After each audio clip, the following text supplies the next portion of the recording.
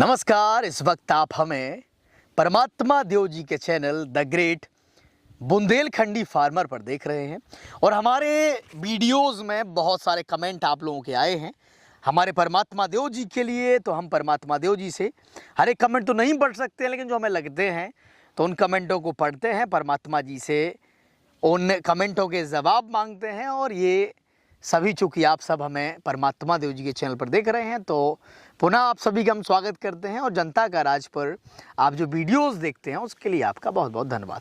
चलिए परमात्मा जी, सबसे पहला सवाल सुदर्शन मोहंता जी कर रहे हैं और टमाटर की खेती पर उन्होंने कमेंट किया है और ये पूछ रहे हैं सीड का नाम बता दीजिए, सीड का क्या नाम है? सीट का नाम पहले भी कई बार बताया है। बिल्कुल नॉन यू का लक्ष्य है। बिल्कुल नॉन यू का लक्ष्य है सुदर्शन जी। और अगर वीडियो आप देखेंगे उस वीडियो में भी बताया गया है, दोबारा हमने वीडियो रिकॉर्ड किया उसमें भी बताया गया है, तो थोड़ा वीडियो भी आपसे अपील है कि थोड़ा अच्छे से देखा करें। देखिए, इसके लिए वैरायटी महत्वपूर्ण नहीं होती है। वैरायटी तो एक अभी एरिया वाइज होती है। आप किसी भी अच्छी कंपनी का, जैसे सजंटा का साहू आता है, अभिलाष है, नामधारी के सीड आते हैं। सीड कोई भी हो, मेन चीज होता है उसमें आपने काम किस तरीके से किया, उस तरह से उत्पादन होता है। ये बड़ा सीड का ज्यादा इशू नहीं होता है। लेकिन आपने लोगों ने देखा कि आपने बम्पर उत्पादन लिया तो अब लोग तो वही लगाएंगे, लक्ष्य लगाएंगे। ऐसा है नहीं, वैसे एक प्रकार से ब्रांड एम्बेसडर हो गए आप। लक्ष्य को पैसा देना चाहिए, लक्ष्य वालों को आपको। चलिए एक और कमेंट आया है टीएस जगत जी का, ये गोभी की खेती पे है। ये कह रहे हैं परमात्मा जी बहुत पॉजिटिव इंसान हैं, बार बार गिरने के बाद भी उस चीज़ को करना चाहा। हम नौजवानों के लिए सीख है, किसी भी परिस्थिति में हमें हार नहीं मानना चाहिए। पॉजिटिव कमेंट कर रहे हैं, आपकी तारीफ कर रहे हैं जगत जी। क्या कहेंगे जगत जी को? धन्यवाद है उनको। और ऐसा होना चाहिए कि आदमी, आप जिंदगी में उतार चढ़ाव ही बने रहते हैं। जैसे जितना आप जितनी बार समझिए आपका नुकसान होगा, उतनी बार आप उतनी ज़्यादा सीखते चले जाएंगे। बिल्कुल। ये अलग बात है कि अगर आपका नुकसान ना हो, उसका मतलब है आप घाटे में चले गए, आपको कुछ सीखने के लिए नहीं मिला। नहीं मिला। अगली बार ज़्यादा हो सकता था। बिल्कुल। कम में काम चल गया, अगली बार ज़्यादा को आप रोक लेंगे, ज़्यादा नहीं हो पाएगा। बिल्कुल नुकसान नहीं हो पाएगा। कम नुकसान हुआ है, अगले इस वजह से हुआ कि ताकि आगे ज़्यादा नुकसान ना हो सके। चलिए अब और एक और सवाल है, काशीनाथ खारवे जी हैं। ये कह रहे हैं परमात्मा जी का कांटेक्ट नंबर दीजिए। तो खारवे जी कांटेक्ट नंबर नहीं दे सकते हैं क्योंकि बहुत सारे फ़ोन इनके पास जाते हैं, लेकिन आप स्टेट अपना मेंशन करेंगे नीचे तो ज़रूर। और फिर इनका चैनल है जिस पे आप ये वीडियो देख रहे हैं, उस पर कमेंट करिए, आपको जवाब मिलेंगे। तो कांटेक्ट नंबर की ज़रूरत ही नहीं है। और अब बाहरी है, कुछ वैसी चीज़ों में फंस रहे हैं, तब ज़रूर आप इनसे इनके चैनल पर कमेंट करके रिक्वेस्ट करेंगे तो ये परमात्मा देव जी अगर उचित समझेंगे तो अपना नंबर आपको दे देंगे।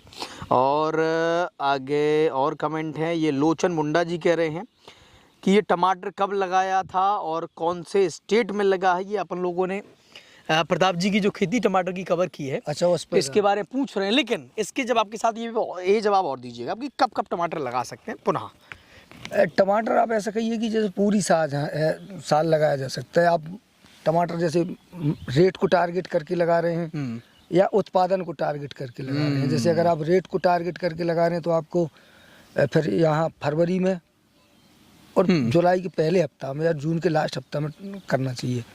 अगर आप उत्पादन को टारगेट करके कर रहे हैं तो आपको फिर अगस्त के महीने में। ये बहुत महत्वपूर्ण जानकारी है और किसानों के पैमाने भी जो है ना अलग अलग होना चाहिए। जैसे परमात्मा देव जी ने बहुत महत्वपूर्ण जानकारी बताई है कि आप उत्पादन के हिसाब से लेना चाहते हैं या मार्केट के हिसाब से जानना चाहते हैं।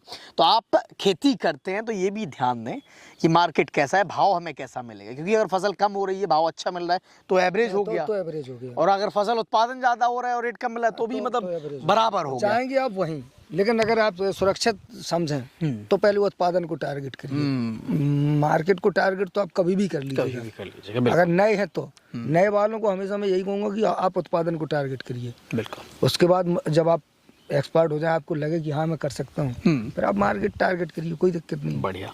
तो चलिए अगला कमेंट है राजेश जैविक खेती। आई थिंक ये कोई जैविक खेती करते होंगे राजेश जी। उनका कमेंट है कि ऑर्गेनिक फार्मिंग सीखें तो खर्चा कम हो जाएगा, केमिकल खेती के साथ ऑर्गेनिक में कन्वर्ट हो जाएगा। ये बड़ा सवाल है परमात्मा देव जी की, क्या जैविक खेती शुरुआती दौर में जो किसान नई बड़ी खेती वाला है या ज़्यादा लागत नहीं लगा सकता है, तो क्या शुरुआती दौर में जैविक खेती सही है उसके लिए, अपने यहाँ के लिहाज से, बुंदेलखंड के लिहाज से? खेती अगर आप बुंदेलखंड के हिसाब से कहें तो ये बुंदेलखंड में तो सारी की सारी ऑर्गेनिक ही है। अभी यहाँ पर आदमी उतना ज़्यादा खाद वाद नहीं डालता है।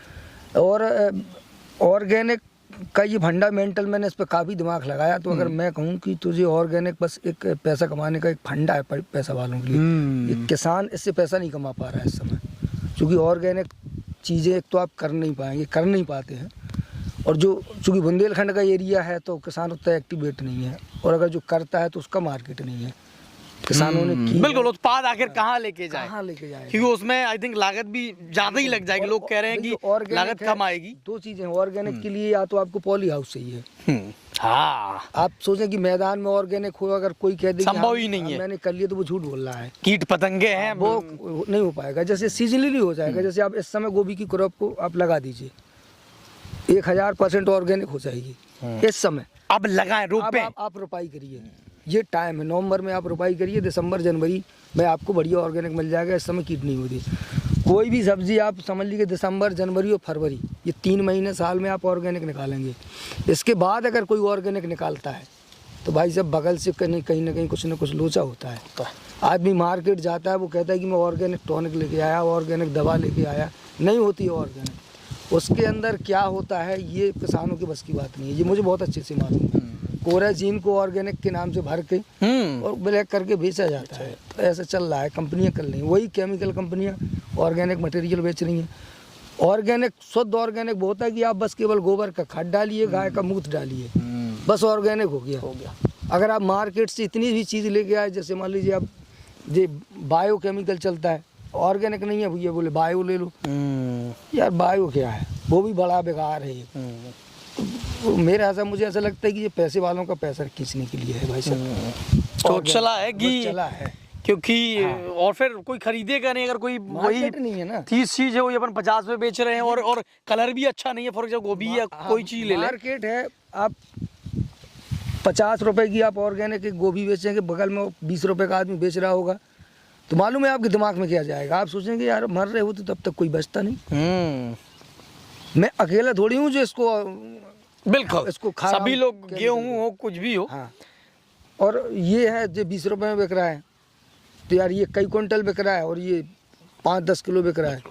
तो अभी के लिए फिलहाल समस्या है, क्योंकि ऑर्गेनिक सही है इसके कंपैरिजन में, लेकिन अभी के लिए समस्या है किसानों के लिए। किसान के लिए एवरेजन अगर पैसे के हिसाब से देखा जाए तो किसान के लिए अभी थोड़ा टफ है। किसान को मार्केट बनाना चाहिए, काम अच्छा है, और लेकिन अगर आप सोचें कि 365 दिन इसकी खेती की जा सकती है, तो किसान को पूरे एक्टिव होना चाहिए।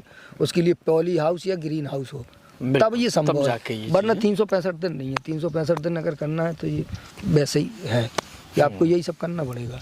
तो चलिए, हम लोग ये वीडियो चूँकि हमने बार बार दोहराया, लेकिन फिर भी हम आपको ही अपने फेसबुक पेज पर ये वीडियो अपलोड करेंगे, ताकि आप जान सकें, हमारे परमात्मा देव जी के चैनल पर और जा सकें, और इनके चैनल को सब्सक्राइब कर सकें। और हमारे परमात्मा देव जी एक माइलस्टोन कवर करेंगे, क्योंकि बहुत जल्द, हमें आई थिंक 4 से 6 महीने लगे थे मोनेटाइज होने में, लेकिन हमें ऐसी उम्मीद है कि हमारे परमात्मा जी का चैनल 3 महीने के अंदर, आपका नाम जब भी लेते तो फंस जाता हमारे मुँह में, पता नहीं कैसा, या तो आगे वाला ले ले, देव छोड़ दे तो बार बार निकल जाता है, जिसमें सुविधा हो आप ऐसा लेते हैं। तो बिल्कुल, तो परमात्मा जी का चैनल बहुत जल्द 1000 का आंकड़ा छूने वाला है। आई थिंक 650 के लगभग सब्सक्राइबर हो गए हैं, 667 या ऐसी कुछ है। तो जल्दी इस आंकड़े को 1000 करिए, और ये हम फिर हो सकता है अगर बेहतर लगे, पहले आप अपने में अपलोड करिएगा, फिर अपने पर भी अपलोड करते हैं, ताकि जो लोग देख रहे हैं खेती किसानी संबंधित वीडियो वो आपके चैनल पर भी जाए। तो जनता का राज को भी प्यार करिए, और जिस तरीके से आप जनता का राज को प्यार कर रहे हैं, उसी प्रकार से द ग्रेट बुंदेलखंडी फार्मर हमारे परमात्मा जी के चैनल को भी ज़रूर सब्सक्राइब करिएगा, अपना प्यार बनाए रखिएगा। और कुछ परमात्मा जी? बस सबका शुक्रिया, धन्यवाद। बिल्कुल, तो सबका धन्यवाद।